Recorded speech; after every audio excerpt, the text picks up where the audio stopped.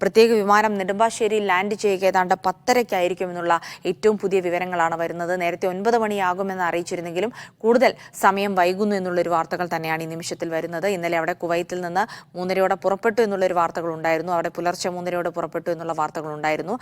കൊച്ചിയിലെത്തുക 10:30-ായിരിക്കുമെന്നുള്ള ഏറ്റവും പുതിയ വിവരങ്ങൾ കൂടി SS ശരൺ നൽകുന്നുണ്ട്. എന്തായാലും എന്തുകൊണ്ടാണ് ഇത്ര സമയത്തേക്ക് വൈകുന്നത് എന്നുള്ള കാര്യങ്ങളൊന്നും നമുക്ക് കൃത്യമായി തന്നെ അറിയേണ്ടതുണ്ട്. അഹമ്മദ് മുജിതബയിലേക്കൂടെ പോവുകയാണ്. മുജിതബ, ഇപ്പോൾ ശ്രീ പുട്ട വിമലാദിത്യ അദ്ദേഹം മാധ്യമങ്ങളോട് സംസാരിച്ചിരുന്നു. ഓരോ ആളുകളെയും വീട്ടിലെത്തിക്കാനുള്ള സജ്ജീകരണങ്ങൾ, ആംബുലൻസുകൾ അടക്കം തയ്യാറാക്കി വെച്ചതിനെ പറ്റിയൊക്കെ അദ്ദേഹം സംസാരിച്ചു. മാത്രമല്ല, മുതിർന്ന പോലീസ് ഉദ്യോഗസ്ഥരെയൊക്കെ നമ്മൾ ആ വിമാനത്താവളത്തിൽ കണ്ടതുമാണ്. എല്ലാ കാര്യങ്ങളും ഏകോപിപ്പിക്കാനൊക്കെ ഉദ്യോഗസ്ഥരൊക്കെ അവിടെ എത്തിച്ചേർന്നിട്ടുണ്ട്. ഇപ്പോൾ ഓരോ ജില്ലയിലുള്ള ആളുകളെയും ഒരുമിച്ച് എത്തിക്കാനാണോ അതോ പ്രത്യേകം ആംബുലൻസിൽ എത്തിക്കാനാണോ, എങ്ങനെയാണ് സജ്ജീകരണങ്ങൾ ഉണ്ടാക്കിയിരിക്കുന്നത്? ജെസ്സി സൂചിപ്പിച്ചതുപോലെ തന്നെ പ്രത്യേകം ആംബുലൻസുകളിലായിരിക്കും ഈ ഓരോ മൃതദേഹങ്ങൾ കൊണ്ടുപോവുക. 23 മലയാളികൾ അവരുടെ മൃതദേഹങ്ങൾ ambulance owners and drivers association Norka വഴി പ്രത്യേക ആംബുലൻസുകൾ അറേഞ്ച് ചെയ്തിട്ടുണ്ട്. അതിൻ്റെ ആ വാഹനങ്ങൾക്ക് മുമ്പിൽ നോർക്കയുടെയും അതോടൊപ്പം തന്നെ ഇതിനുവേണ്ടി പ്രത്യേകം സജ്ജമാക്കിയ ആംബുലൻസ് ആണ് എന്ന് അടയാളപ്പെടുത്തുന്നതിന് വേണ്ടി ആംബുലൻസ് ഓണേഴ്സ് ആൻഡ് ഡ്രൈവേഴ്സ് അസോസിയേഷൻ്റെ സ്റ്റിക്കർ പതിച്ച് പ്രത്യേക ക്രമീകരണങ്ങളോടുകൂടിയാണ് ഈ വാഹനം പോകുക. എന്തായാലും നേരത്തെ പുട്ട വിമലാദിത്യ സംസാരിച്ചതിനനുസരിച്ച് ക്രമീകരണങ്ങൾ ഏർപ്പെടുത്തിയിട്ടുണ്ട്.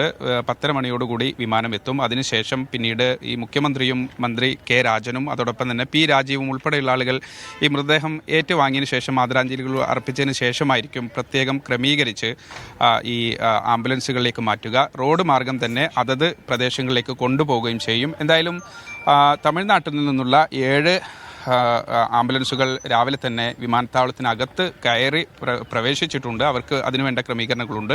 കണ്ണൂർ, കാസർഗോഡ് നിന്നുള്ള 4 ആംബുലൻസുകളുണ്ട്. ഒപ്പം തന്നെ വിവിധ ഭാഗങ്ങളിലേക്ക് പോകേണ്ട വെവ്വേറെ ആംബുലൻസുകളുണ്ട്. എന്തായാലും ഈ നോർക്ക റൂട്ട്സ് വഴിയാണ് പ്രത്യേക ക്രമീകരണങ്ങൾ ഏർപ്പെടുത്തിയിട്ടുള്ളത്. ആംബുലൻസ് ഓണേഴ്സ് ആൻഡ് ഡ്രൈവേഴ്സ് അസോസിയേഷൻ്റെ പ്രതിനിധികളാണ് ഇപ്പോൾ നമ്മോടൊപ്പം ചേരുന്നത്. എങ്ങനെയായിരുന്നു ഇതിൻ്റെ ഒരു ക്രമീകരണങ്ങളൊക്കെ ഫൈനലായോ? എന്ന് വെച്ചാൽ ആദ്യമേ തന്നെ കുവൈത്തിൽ നടന്ന ഈ അഗ്നി ദുരന്തത്തിൽ മരണപ്പെട്ടവരുടെ വേർപാടിൽ ambulance owners and drivers association state കമ്മിറ്റിയുടെയും എറണാകുളം ജില്ലാ കമ്മിറ്റിയുടെയും ആദരാഞ്ജലികൾ അറിയിക്കുകയാണ്. അതോടൊപ്പം നോർക്ക റൂട്ട്സും കേരള സർക്കാരുമായി യോജിച്ചുകൊണ്ട് ambulance owners and drivers association AODA അവർ ഈ നോർക്കയുടെ സർക്കാരിൻ്റെയും നിർദ്ദേശപ്രകാരം കേരളത്തിലുള്ള 23 ബോഡികളും അവരുടെ വീടുകളിൽ എത്തിക്കുന്നതിന് വേണ്ടി സജ്ജമാക്കിയിട്ടുണ്ട്. എറണാകുളം ജില്ലയിൽ നിന്ന് 14 ആംബുലൻസും മറ്റ് കണ്ണൂർ, കാസർഗോഡ്, തിരുവനന്തപുരം മേഖലകളിൽ നിന്നുള്ള മറ്റ് ആംബുലൻസുകളും ഈ ബോഡികളുമായിട്ട് അതാത് ആളുകളുടെ വീട്ടിൽ എത്തിച്ച് അതിന് വേണ്ട സംസ്കാര ചടങ്ങ് ഉൾപ്പെടെയുള്ള എല്ലാ കാര്യങ്ങൾക്കും പങ്കെടുത്തുകൊണ്ട് ഈ കാര്യങ്ങൾക്ക് മുന്നോട്ട് പോവുകയാണ്. ഇപ്പോൾ നിങ്ങളെ നോർക്ക ബന്ധപ്പെടുകയാണ് ചെയ്തത്. എങ്ങനെയാണ് ഇത്രയും ആംബുലൻസുകളൊക്കെ ഒരുമിച്ച് ക്രമീകരിച്ചതെന്നാണ് മനസ്സിലാക്കേണ്ടത്? നോർക്ക റൂട്ട്സും സർക്കാരുമായിട്ട് ambulance owners and drivers association, അതായത് AODA ആയിട്ട് നല്ല ബന്ധത്തിലാണ് പോണേ. അതുകൂടാതെ IMA ആയിട്ടും ഈ സംഘടന നല്ല രീതിയിൽ തന്നെയാണ് മുന്നോട്ട് പോകുന്നത്. ഏതൊരു കാര്യത്തിനും പ്രളയ സമയത്തായാലും കൊറോണ സമയത്തായാലും ഈ നെടുമ്പാശ്ശേരി തന്നെയായാലും ആയിരക്കണക്കിന് ambulance owners and drivers association AODAയ്ക്ക് കൊടുക്കാൻ സാധിച്ചിട്ടുണ്ട്. ഇപ്പോൾ ഈ ഒരു പ്രത്യേക ഘട്ടത്തിലെ നിങ്ങളെ ബന്ധപ്പെടുകയായിരുന്നോ? തീർച്ചയായിട്ടും ഇങ്ങനെയുള്ള സന്ദർഭങ്ങളിലെല്ലാം നമ്മൾ കൊടുത്തിരിക്കുന്ന ആ സഹകരണവും ആ ഒരു എല്ലാ രീതിയിലുള്ള പ്രാതിനിധ്യവും നമ്മുടെ ഭാഗത്തുനിന്ന് ഉണ്ടാവാറുണ്ട്.